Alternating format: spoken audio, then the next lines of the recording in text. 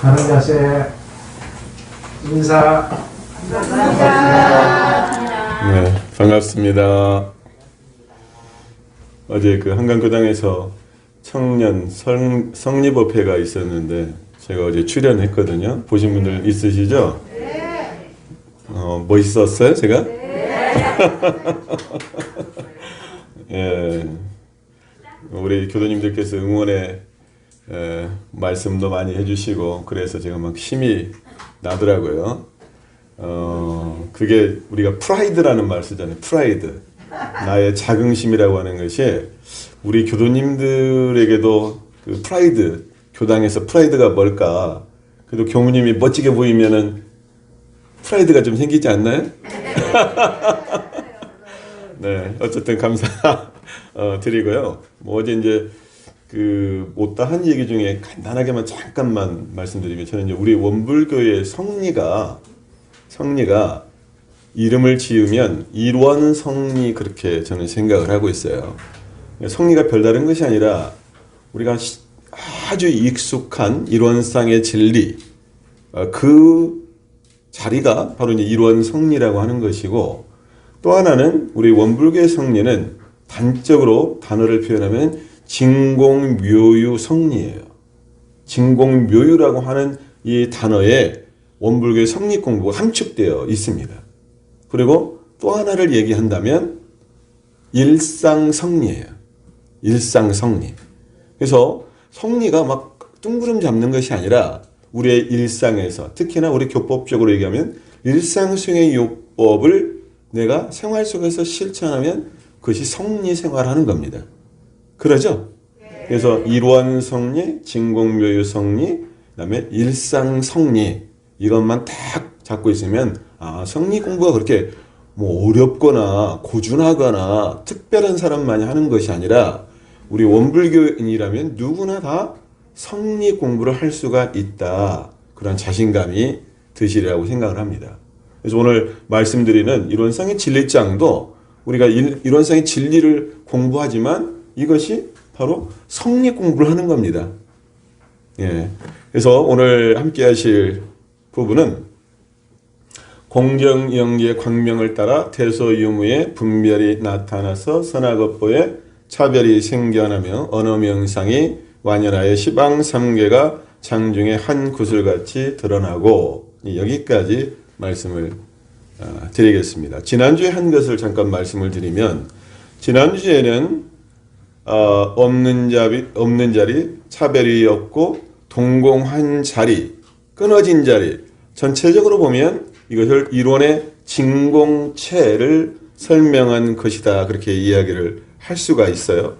근데 그 없는 자리라고 하는 것은 또 달리 얘기하면 절대의 자리, 무분별의 자리, 무차별의 자리. 그래서 그 세계는 모두가 다 평등해요.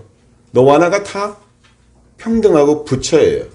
그래서 서로 손을 잡고 화합할 수가 있습니다. 근데 이제 오늘 우리가 함께 하는 자리는 크게 보면 없는 자리입니까? 있는 자리입니까? 있는 자리, 나타난 자리를 하게 되는데요. 이 나타난 자리는 상대의 자리고 분별의 자리고 차별의 자리예요. 그래서 거기에 대소, 유무, 생멸, 선악을 얘기하고 있죠. 그러면 대와 소, 유와 무, 생과 멸, 선과 악은 서로 상대적이죠. 그러잖아요. 선과 악이 상대고 유와 무가 서로 상대예요.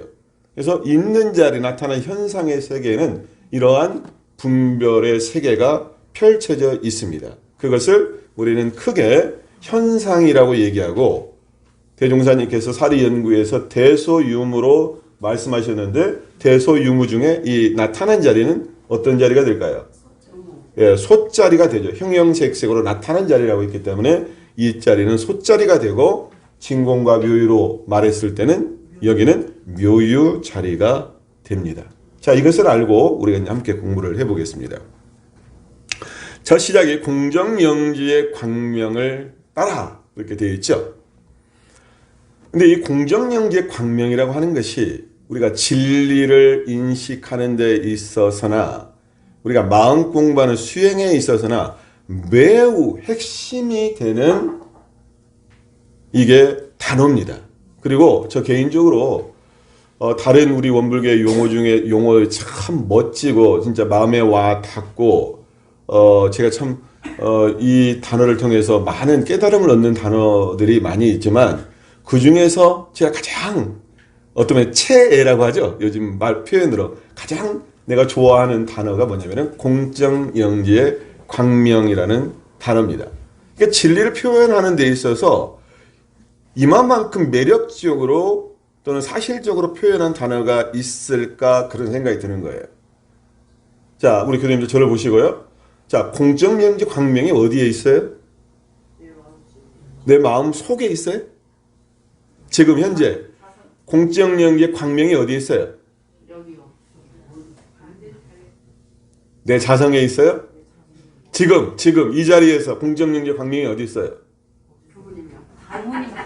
지금 이 순간에 공정영지 광명이 있어요. 제가 지금 말을 하고 있죠. 교도님들이 지금 듣고 있죠. 보고 있죠. 뭐가 있어서 보고 듣고 생각해요? 공적 영지의 광명이 있기 때문에 내가 지금 보고 듣고 생각하는 거예요. 이것이 나의 참 주인공이다 그 말이에요. 공적 영비가 저 하늘에 있는 게 아니에요. 부처님만 갖고 있는 게 아니에요. 지금 앉아 계신 모든 분들이 다 지금 말을 하고 듣고 있고 생각하고 있잖아요.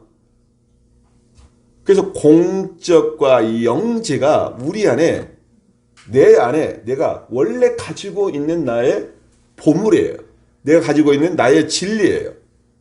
이것을 우리가 이제 수신결 함께 공부를 하고 있는데 그것을 공적과 영지를 뭘로 얘기하냐면 정과 해로 이야기를 하죠.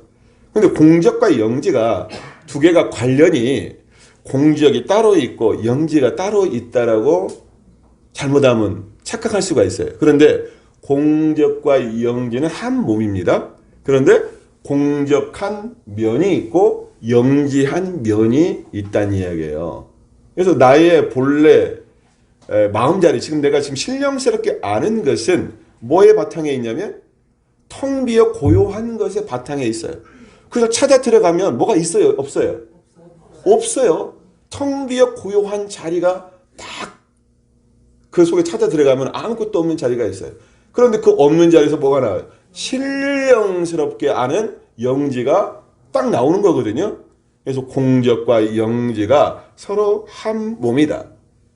아까 유타님 말씀하셨지만 그것을 대종사님께서는 정전에 공적 영지의 자성이라고 말씀하셨고 또는 다른 표현으로는 청정자성이라고 말씀하셨고 적적 성성한 자성이라고 말씀하셨어요. 자성이라는 말은 부처님의 성품을 얘기하는 게 아니라 자라고 하는 건 나를 얘기하거든요. 나의 성품이다 그 말이에요. 그래서 나의 성품이 공적 영지한 성품, 공적 영지의 광명을 가지고 있다. 자, 우리가 이론상 진리장의 첫 시작이 뭘로 시작했어요? 일원은부터 시작을 했죠.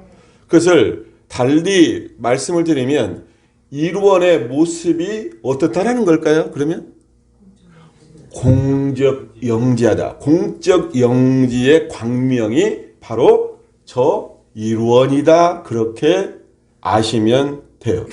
근데 우리의 나의 자성만이 공적 영지의 광명을 갖고 있는 게 아니라 자, 천지도 공적 영지의 광명이 있을까요? 없을까요? 있어요. 그래서 그 공적 영지의 광명이 이 천지 우주에 있기 때문에 모든 성주 개공과 생로 병사와 이 우주 만물의 변화 작용을 무엇이 일으키느냐? 그 우주가 가지고 있는 천지가 가지고 있는 공적 영지의 광명이 있기 때문에 그래요. 그것을 대종사님께서는 또 다른 표현으로 어떻게 말씀하셨냐면 천지의 식이다라고 말씀하셨어요. 근데 천지의 식이라는 말이 공적 영지의 광명과 같습니다. 자, 한번 생각을 해보세요. 공적 영지의 광명이 만약에 없으면 대소유무의 분별이 나타나요? 못 나타나요? 선하고 법의 차별이 나타납니까? 못 나타납니까? 못 나타나요. 이 공적 영지의 광명이 있기 때문에 뒤에 나타난 자리, 소자리가 가능한 거예요. 그래서 우리가 수행을 한다라고 하는 것은 또 다른 말로는 뭐냐면 공정영지의 광명을 환하게 발현시키는 겁니다. 근데 우리가 생각했을 때 그 공정영지의 그 광명에서 그 공적이라고 하는 것이 비었다라고 하는 것이 아무것도 없다라고 하는 것이 아니라 텅 비어 고요한 그 공은 허무의 공이 아니에요. 과학적으로도 진공이라고 하는 것이 참으로 비었다라고 하는 것이 이제 진공인데, 참으로 비었다라고 하는 공인데, 요즘에 이 진공 이론에 의하면 지난번에 말씀드렸다시피 입자 가속기를 통해서 그 진공 상태를 만든단 말이에요. 근데 아무것도 없는 것 같이 보여요. 그런데 그 미세하게 뭐가 있냐면 파동이 그 진공 가운데에 측정이 된다는 이야기예요. 그것이 뭐냐면 하나의 진공 가운데에 있는 묘의 시작점이에요. 그것이 만물의 시작이 거기에서 일어납니다. 우주의 시작도 그러고. 그래서 우주의 공정영지는 천지의 사시 순환에 따라서 만물의 변화를 일으킵니다. 천지의 자연의 조화를 일으켜요. 그것이 뭐냐? 바로 공정영지죠. 그리고 아까 말씀드린 바와 같이 우리 마음 가운데에서도 나의 공정영지가 있어요. 그래서 보통 우리가 이제 귀신같이 한다는 얘기를 하죠. 귀신같이 알아요. 뭐가 있기 때문에? 나의 영지가 있기 때문에. 보이는 것만 아는 게 아니라 우리의 영지는 보이지 않는 그 세계까지도 어떻게 알아요? 귀신같이 알아요. 신묘하게 알아요. 우리가 이제 수신교 공부를 했기 때문에 같이 한번 그 내용 나온 것을 말씀을 드리면, 수신교에 이런 말이 있어요. 모든 것이 꿈과 같고 또한 환화 같은 거로 망령은 본래 텅 비어 고요하고 티끌 경계도 본래 텅 비어 있다. 모든 것이 텅 비어 있는 곳에 신령스러운 알미 어둡지 않으니 이 공적영리한 마음이 너의 본래 면목이니라. 기억나세요? 수신결에서는 공적영지심이라고 얘기하거든요. 근데 대종사님께서는 공적영지심을 뭘로 표현하시냐면은 공적영지의 광명이라고 말씀하셨어요. 근데 저는 이 표현이 굉장히 의미가 있다고 생각합니다. 광명이라고 하는 것이 빛광자의 밝은 명이죠. 그러면 빛의 밝음인데, 영지가 그 환한 빛을 가지고 있는데 그 빛의 광명은 또 다른 표현으로 얘기하면 단순히 빛만 있는 것이 아니라 우리가 태양의 에너지라고 하는 그 태양의 광명이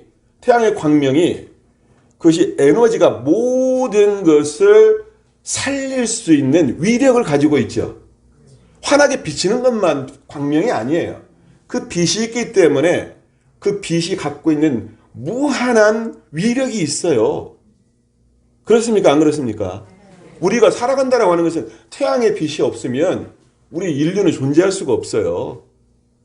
근데 우리가 공정영지의 그 광명, 그 빛이 없다라고 한다면 나라고 하는 존재 자체가 있을 수가 없는 거죠. 또한 우리가 이제 인과를 얘기할 때 인과의 이치가 소소영영하게 발현되려면 인과를 소소영영하게 발현시킬 수 있는 그 공적영지의 광명이 있어야 인과가 그대로 나타나게 됩니다. 그러죠? 그래서 광명이라고 하는 것을 굉장히 중요하게 생각을 하고요. 그러면 이제는 그 광명을 따라서 나타난 자리, 있는 자리에 대해서 얘기를 해보겠는데요. 근데 이제 미리 주의할 것이 있는데, 그래서 대종사님께서 이제 참회문에서 이렇게 말씀을 하셨어요. 근래에 자칭 도인의 무리가 왕왕이 출현하여 계율과 인과를 중히 알지 아니하고 나름 자행자지를 행하면서 스스로를 이르기를 무예행이라 하여 불문을 더럽히는 일이 없지 아니하나니 이것은 자성에 분별 없는 줄만 알고 분별 있는 줄을 모르는 연고라. 어찌 유무 초월의 참도를 알았다 하리요. 이 말씀 기억하시죠? 그러니까 이것은 뭐냐면 공적한 자리에 떨어졌다는 이야기예요. 아무것도 없으니까 무예행을 하는 거예요. 인과도 필요도 없어요. 계문도 필요도 없어요. 그래서 무예행을 하는 거예요. 자행자지하는 거예요. 그런데 대종사님 말씀에 의하면 그렇게 없는 자리도 있지만 분별이 분명하게 어떻게 된다고 그랬어요? 나타난다, 그 말씀을 하고 있잖아요. 그러니까 공적에 빠지지 마라. 이게 그 깨달음의 병이라고 하는 것이 있어요. 깨달은 사람이 자칫 잘못 깨달으면 내가 더 이상 닦을 것이 없다라고 하는 것에 떨어지기가 쉽습니다. 그런데 우리 원불교 공부는 깨달은 이후에 오히려 더 바삐 움직여야 되죠. 더 많이 닦아야 돼요. 자, 그래서 이제 다음에 나타나는 것이 공정영지의 광명을 따라서 뭐가 나타납니까? 처음에 대소유무의 분별이 나타나서죠. 그러니까 공정영지의 광명을 아까 말씀드렸습니다. 이것은 일원이라고 그랬어요. 일원에 의해서 대소유무의 분별이 나타납니다. 자, 지금 여기에도 대소유무의 분별이 나타났습니까? 안 나타났습니까? 지금 이 자리에 나타났죠. 내가 지금 말하고 있는 것도 분별이 나타난 거죠. 내 눈을 통해서 우리 형타님도 보이고 하타님도 보이고 우리 하사님도 보이고 지금 내가 분별을 하고 있잖아요. 누구다 마이크 설교석 다 내가 바라보는 나의 육근 동작을 통해서 나타나는 모든 세계는 분별을 통해서 나타나요. 근데 그 분별의 내용을 크게 보면 대소유무로 나타낼 수가 있어요. 크고 작고 있고 없음을 지금 나타내고 있어요. 근데 우리가 절대의 세계는 분별이 없지만 현상의 세계에도 분별이 없다라고 한다면 어떻게 될까요? 다 그냥 똑같은 분별이 없어. 그냥 다 똑같다라고 하면 어떻게 될까요? 분별이 없을 수가 없는 건데 당연히 분별이 있는 세계인데 분별이 없다라고 하면 어떻게 될까? 질서가 잡힐까요? 조화가 생길까요? 조화가 생길까요? 어렵습니다. 우리가 현실적인 삶에 있어서도 아버지는 아버지의 역할이 있어요. 자식은 자식으로서의 역할이 있어요. 다 분별이죠. 그 역할이 있잖아요. 정치가 잘 되려면 왕은 왕대로, 임금은 임금대로, 신하는 신하대로 그 역할을 잘해야 돼요. 모든 분별의 세계가 있어요. 그러니까 현상의 세계는 분별이 분명히 있는 거죠. 그 다음에 공정영지의 광명을 따라서 뭐가 생겨난다고 그랬어요? 선악업보의 차별이 생겨나며 이것도 공정영지의 광명을 따라서 선악업보의 차별이 생겨나는 겁니다. 앞에 이제 그게 다 붙는 거예요. 자, 우리가 이제 공부했던 건데, 자, 이론의 진공체 자리에서는 선과 악이 있습니까? 없습니까? 없습니다. 선과 악이 없어요.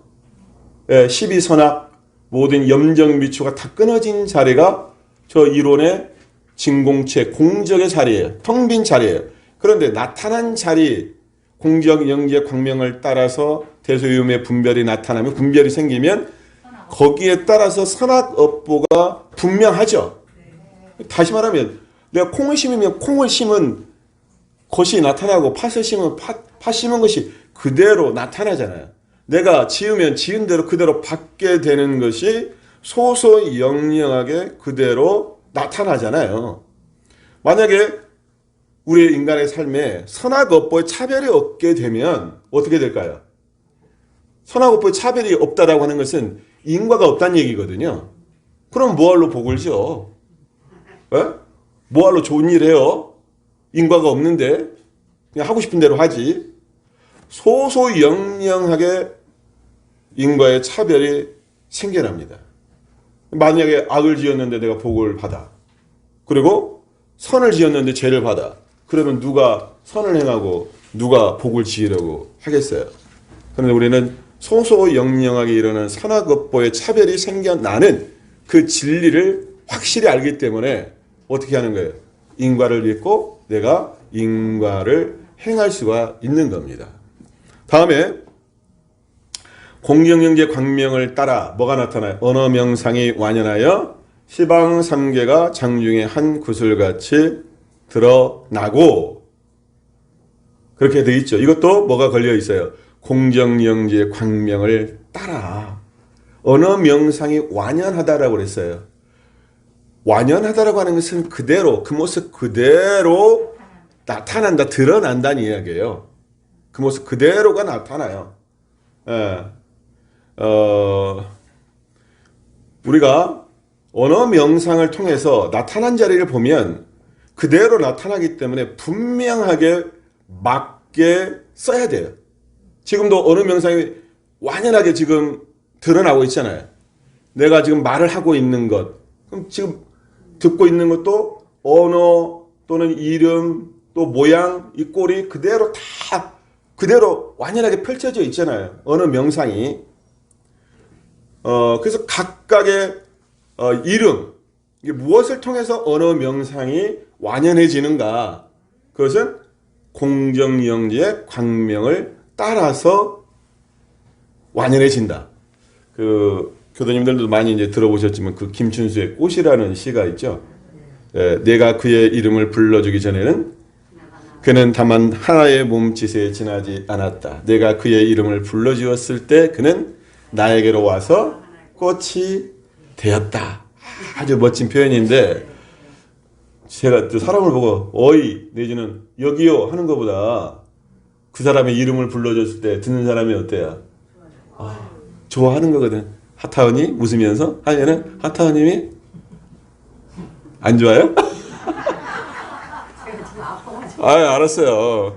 그러니까 각각의 언어 명상이 있어요. 그러면 그 언어 명상은 그 이름 그대로 다 드러났고 그것을 인정해주고 알아줬을 때 그것이 제 모습 그대로 살아있는 것이 되는 거예요.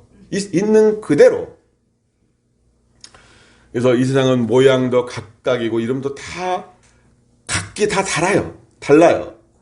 그런데 각각의 독립성을 갖고 있지만 그 존재 하나가 뭐가 되냐면은 각기 다 소중한 생명이고 존재가 되는 거죠. 언어 명상이 완연하기 때문에.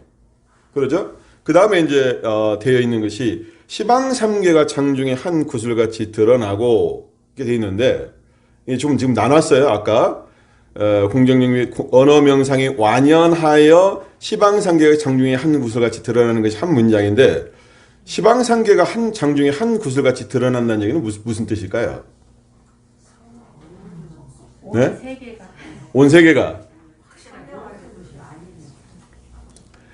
자, 시방삼계라고 하는 것은 그냥 모든 것을 다 얘기하잖아요. 색계, 욕계, 색계, 무색계가 이제 3계인데, 시방이라고 하는 것은 모든 우주 공간을 포함한 그 세계가 시방이고, 계층적으로 욕계, 색계, 무색계가 있기 때문에 모든 세계가 장중이라고 하는 것은 손바닥 안에 한 구슬같이 드러나는 거죠. 그러니까 손바닥 안에 뭐가 있다는 이야기예요? 시방삼계가 있다는 이야기예요. 그러잖아요? 그러니까 손오공이 아무리 지가 날뛰어도 누구 손 위에 있어요? 부처님 손바닥 위에 있죠. 그러니까 부처님은 모든 것을 다 본다는 이야기거든요. 예? 저 손오공 노는 것만 보는 게 아니라 시방삼계 모든 일어나는 일을 다 본다는 이야기예요. 그럼 우리가 공정영재 광명을 얻으면 이야기는 무슨 얘기냐면, 시방삼계가 장중에 한 구슬같이 드러난다는 이야기는 시방삼계를 내가 소유하고 시방삼계를 자유자재한다라는 그런 말씀입니다. 그러니까 공정영지의 나의 자성자래를 깨달으면, 보통 우리가 어려운 한문으로 무불통지한다라고 하는데요, 모르는 것이 없어요. 시방삼계가 장중에 한 구슬같이 드러나는 것처럼 세상에 모르는 것이 없어. 다 알아. 내 손바닥에 놓고 보는 것처럼. 그러죠. 그리고 이리관지한다라고 했어요. 나의 돈은 이리관지한다. 공자님 말씀인데, 하나로서 모든 것을 다 꿰뚫는다는 얘기예요. 공정영지의 이 광명 하나로 사사물물 대소유매 이치뿐만 아니라 인간의 모든 인간의 일들 시시비비까지 다 꿰뚫어 가지고 알 수 있는 능력이 거기에서 생기는 거예요. 그렇기 때문에 시방삼계가 어떻게 드러나요? 장중에 한 구슬같이 드러날 수밖에 없습니다. 자, 여기까지가 오늘 말씀을 드렸는데 중요한 마지막 말씀을 이제 드리겠습니다. 1화는에서 시작했고 처음에는 없는 자리에서 해서 공정영리의 광명을 따라서 대소유무의 분별이 나타나서 선악업보의 차별이 생겨나며 언어명상의 완연하여 지금 나타난 세계를 지금 쭉 설명을 하고 있잖아요. 설명하고 있잖아요. 그러면 지금 나타난 세계가 자 언어명상 저 대소유무의 분별이 나타났어요. 선악업보의 차별이 생겨났어요. 언어명상이 완연해서 시방상의 한 구슬같이 드러났어요. 이것은 나타난 현실의 세계인데 그러면 그 이전에 공정영지의 광명이라 하는 것을 내가 알기 전 내가 바라본 세상과 공정영지의 광명을 통해서 그 깨달음의 소식을 통해서 바라본 세상은 같습니까? 다릅니까? 달라요? 같아요? 달라요? 같아요?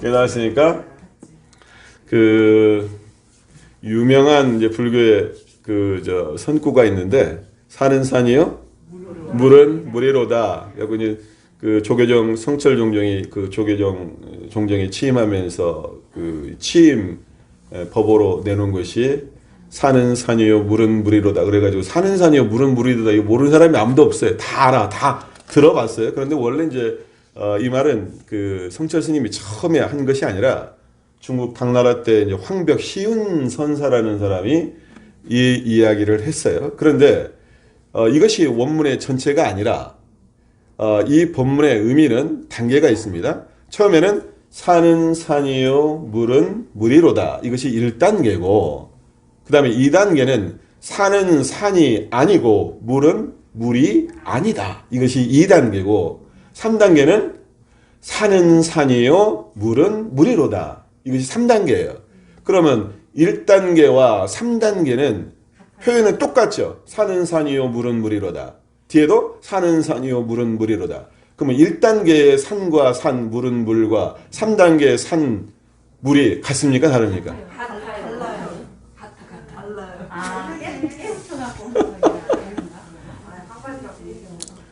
정확하게 얘기하면 같다 다르다가 아니라 다르면서 같아요. 다르면서 같아요. 이거 굉장히 의미가 있는 말인데요.